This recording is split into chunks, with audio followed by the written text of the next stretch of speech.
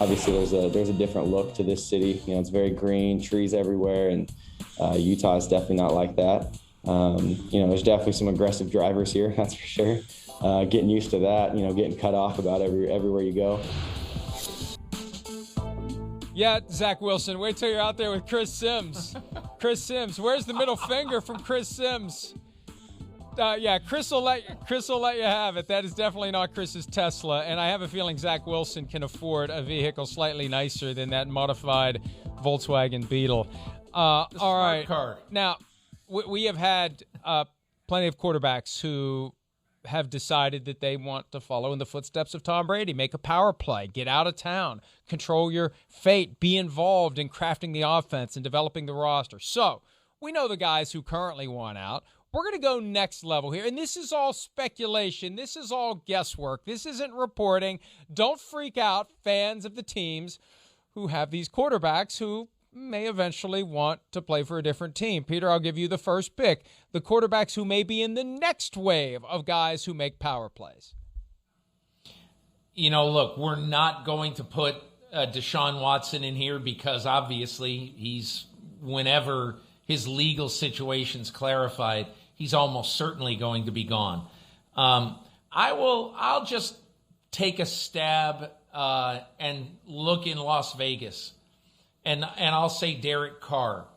And the reason I'll say that is that at some point, if they keep losing and he keeps hearing, you know, the rumors and the footsteps behind him, that maybe Gruden isn't all in on you, he's going to say, I want to go to a place that is behind me, that backs me.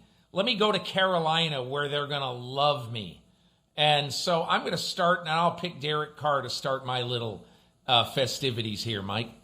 Yeah, he was on my list, and you get to a point where you've had enough. You feel like you've been consistently disrespected. You develop some leverage as you get later into your contract, and maybe you decide, I want to be traded.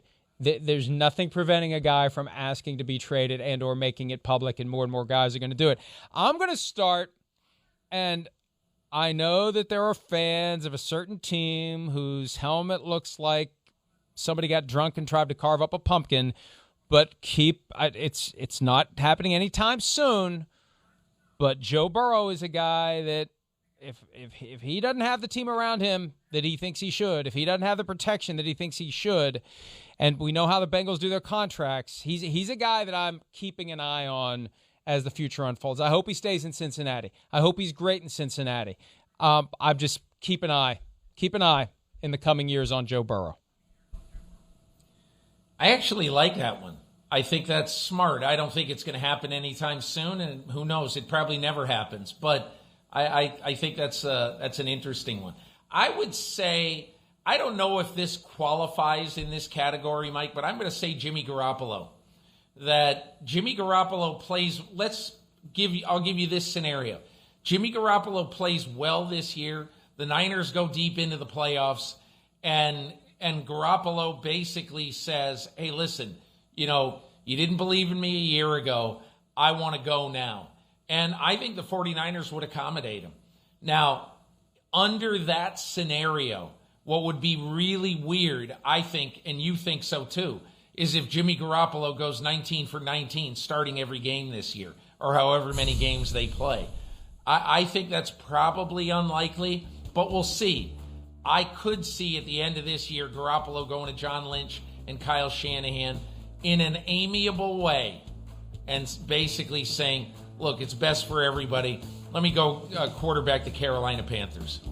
Hey, and you know what? It will work out next year if that happens, because no one's touching him at $25 million this year. If he plays the full season and plays well, then you'll have teams that may be willing to absorb the final year of his contract in 2022.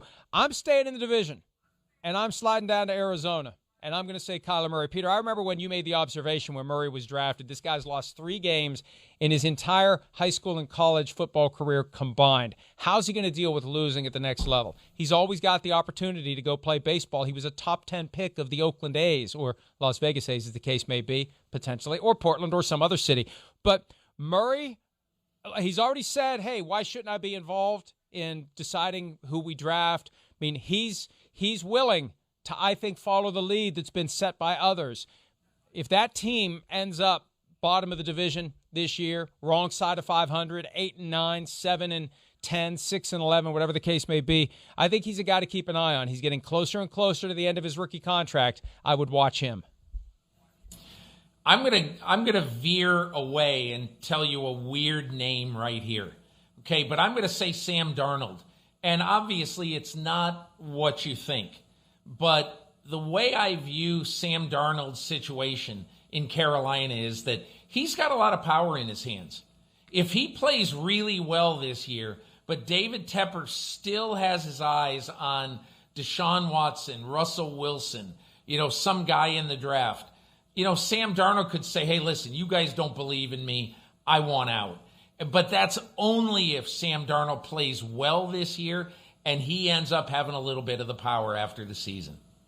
Yeah, it's either want out or get a big contract that ties them together and ends this speculation they're going to make a move for someone else. In Cleveland, the constant chatter has been, when are they going to sign Baker Mayfield? When are they going to sign Baker Mayfield? Well, Baker Mayfield's got a vote in all of this. And Baker Mayfield has always been extremely confident in himself. And look, I'm not saying he's looking to leave or he's ever going to look to leave. But he's going to set the agenda at some point. And if they don't sign him, if they don't try to sign him this year, and he has a full season like the season he had at the end last year, he's going to be holding all the cards, and he's going to drive a hard bargain. And who knows? One of these high-end quarterbacks eventually is going to do the Dak Prescott, Kirk Cousins thing and say, I don't want your extension. I'll keep playing year to year, and we'll see how it goes. And it could get very interesting. And I can see Baker Mayfield having the confidence in himself to do just that. Hi, I'm Mike Tirico, and thanks for watching.